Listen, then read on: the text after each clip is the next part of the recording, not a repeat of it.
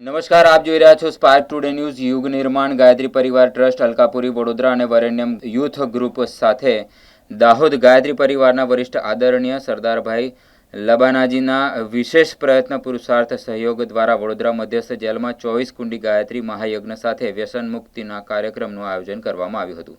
Senior jailer એમ.એન. Rathwa, ડી.એમ. Gohil, PI વીડીબારિયા, ગાयत्री परिवार trust Alkapuri प्रमुख भाविनभाई त्रिवेदीના વરદ હસ્તે દીપ પ્રાગટ્ય સાથે મંગલ પ્રારંભ કરવામાં આવેલો હતો। સમગ્ર યજ્ઞનું સંચાલન પ્રજ્ઞાપુત્રી મીનાક્ષીબેન કાબરિયાજીએ સંભાળેલ હતું, જેમાં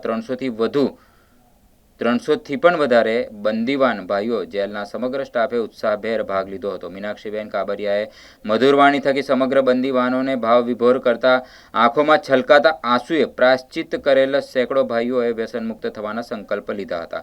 1000 મંત્રલેખન પેન, હિંમત ન હારો, સફળ જીવનની દિશાધારા પ્રજ્ઞા અભિયાન વિશેષ અંક, ગુરુદેવના માર્મિક સંસ્મરણ સાહિત્ય આપવામાં આવેલ દાહોદ સરદારભાઈ થકી દેવ સ્થાપના ફોટા આપતા રોજ ગાયત્રી મંત્રની સાધના, સૂર્ય ઉપાસનાના સંકલ્પ લેવાયા હતા।